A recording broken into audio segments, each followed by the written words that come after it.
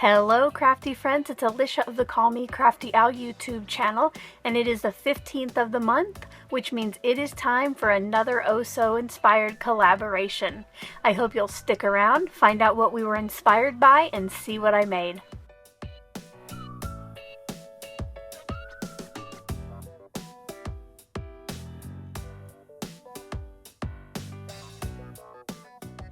I am so excited to be back with today's video hop. Not only do I enjoy the Oh So inspired collaboration each month, but I was especially inspired by the inspiration for May. For this month, we chose a scrapbook page by Jenny Hufford as our inspiration.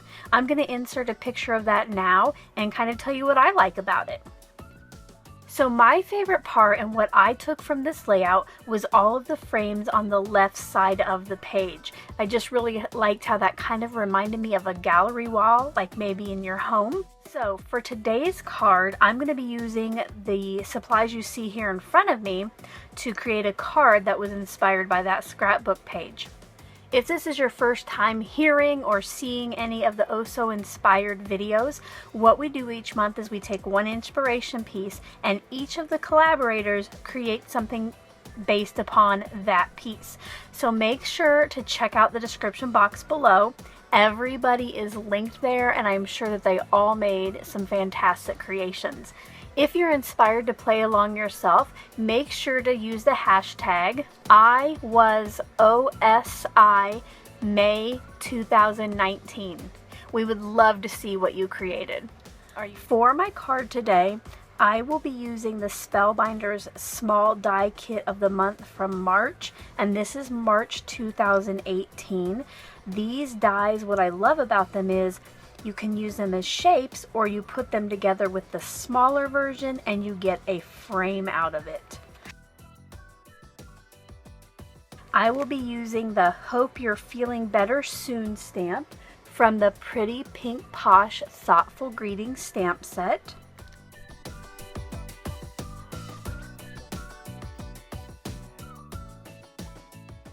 For my cardstock, I have my white card base, and I grabbed a scrap of kind of this golden yellow, and I thought that went with the papers that I'll be using.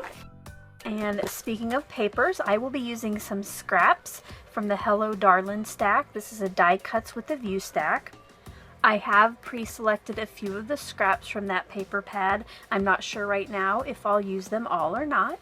To get started, what I want to do is create some foam frames, and that's because I want my frames to stand out from the background on my card. I have already done the first three, so I thought I would show you one on camera. I'll be using the Scotch removable tape to temporarily adhere these together, and then once I have all my frames cut, I will take them apart if I need to use the background, like for the pattern papers in the frames.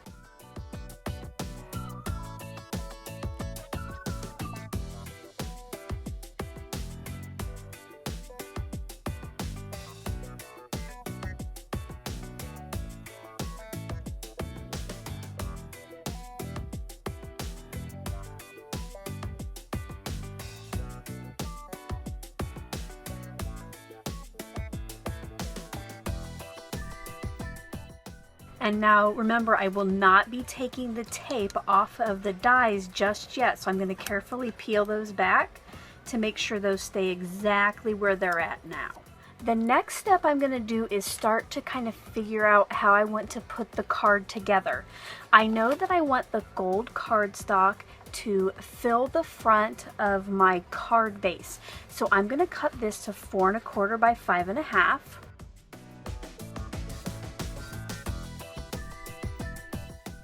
And my wood paneling paper, I am going to cut to 4 by 5 1/4.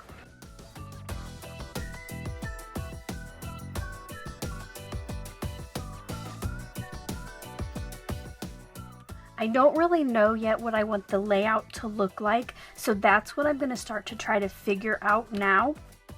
I do know that my sentiment fits on the inside of this frame.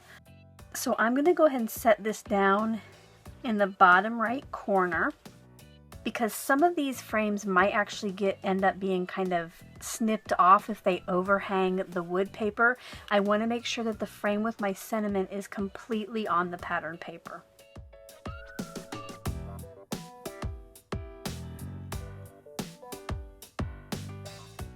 I think I'm going to go with a layout similar to this, and you'll kind of see what I mean. I will end up snipping off just the bottom part of this frame and the top part of this. So now what I'm going to do, because I want each of my frames to be that same gold color from the background, I am going to die cut one more set of frames using that cardstock. Because most of this gold will not be showing, I'm actually going to cut a few frames from this piece.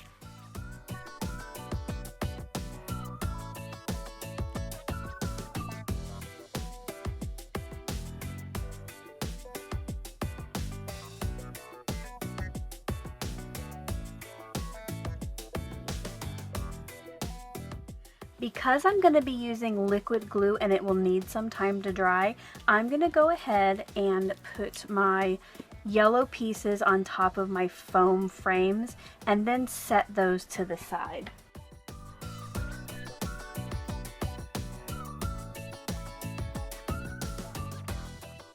And the liquid glue will allow me a little wiggle room to get it just right on that foam piece before I press it down to be permanent. I'm going to use a stamp block to just kind of hold that down. And then I'll do the same for the rest.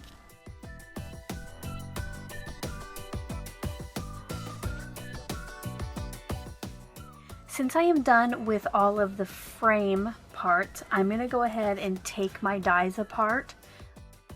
And this is because I want my pattern paper piece to fill up the space completely behind that frame. So I will cut those from the outside, or the larger die. The first thing I'm going to do to get all of my frame backgrounds ready is stamp my sentiment. I'll be using VersaFine Onyx Black today.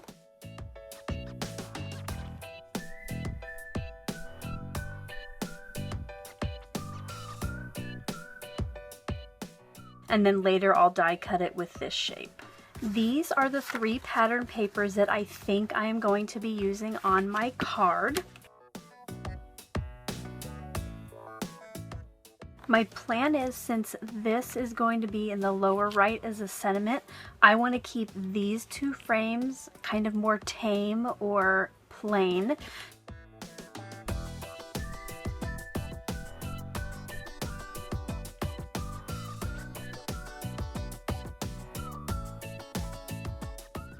Just like before, I'm going to go ahead and use my liquid glue to get my paper onto my foam piece.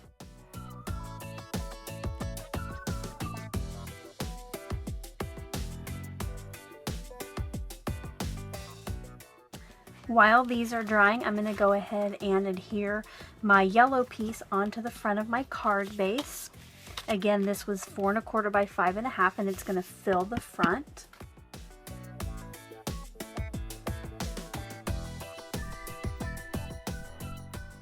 I'm going to let the frames dry for a little bit longer, and then I'll be back to put the card together.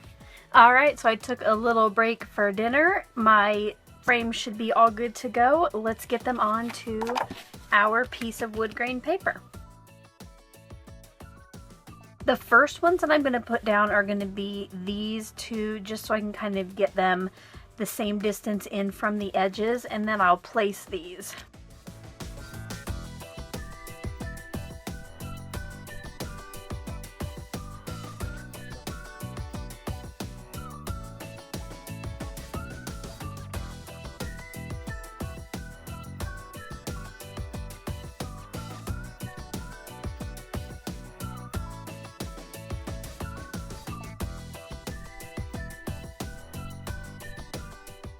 And now I'm going to trim off the excess from each frame.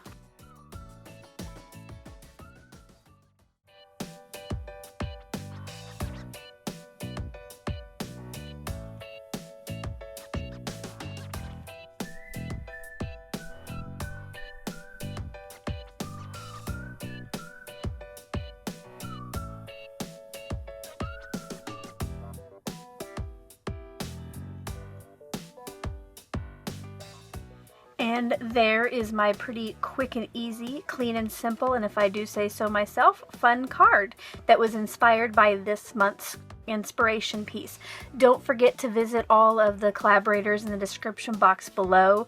Go watch their video, leave them some love. Thumbs up are always appreciated. Until my next video, I hope you're having a crafty day. Bye-bye.